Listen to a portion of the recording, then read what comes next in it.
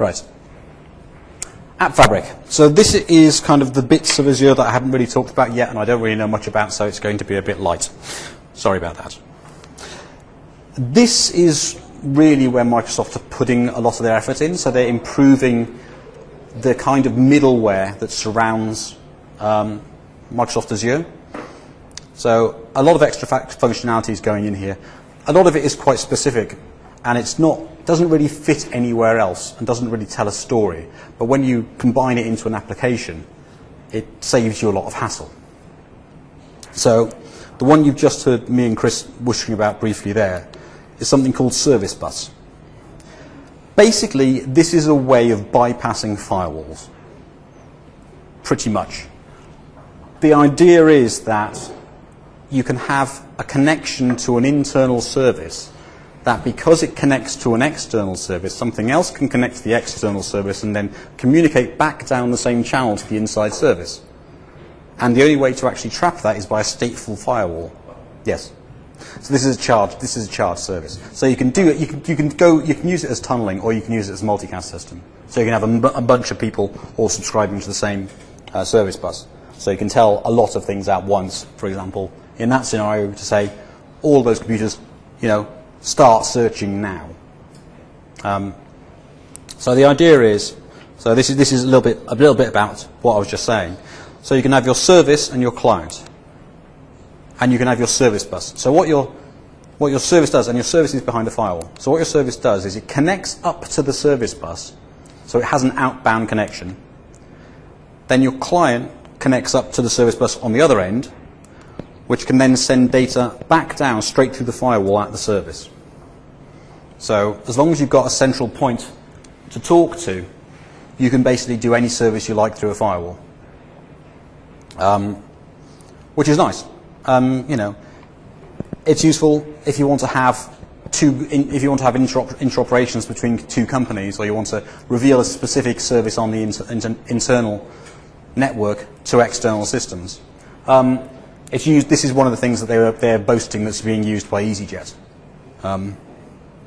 It's just there as a facility if you want to play with it. Access control.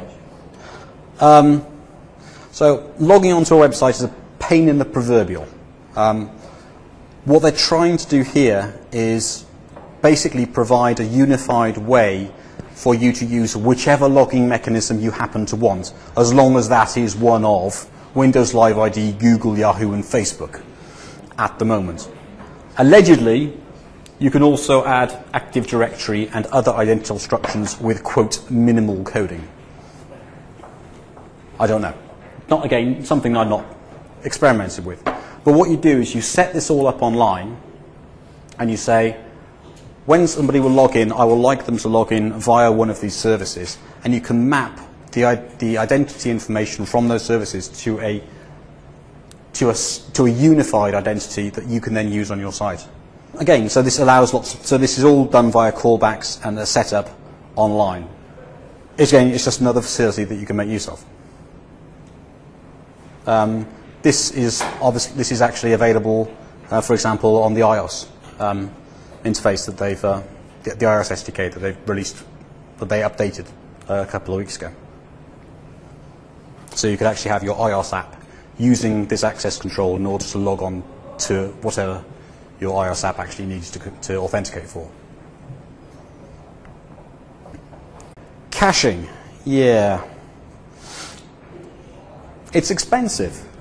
It's really expensive. I don't know whether they updated the prices. This was actually free until recently, while it was in CTP. They've just actually started charging for it.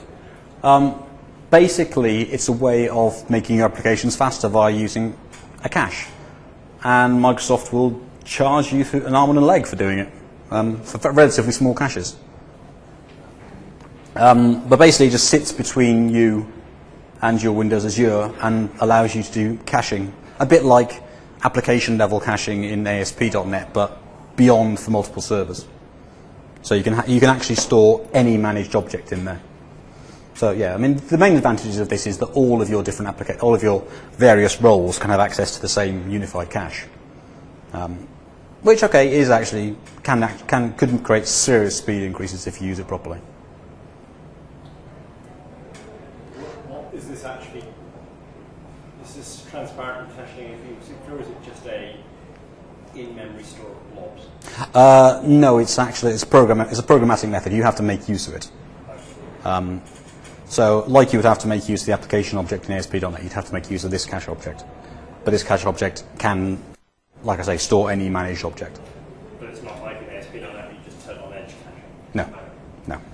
You've got full access to IIS. You just turn on caching if you want that kind of thing.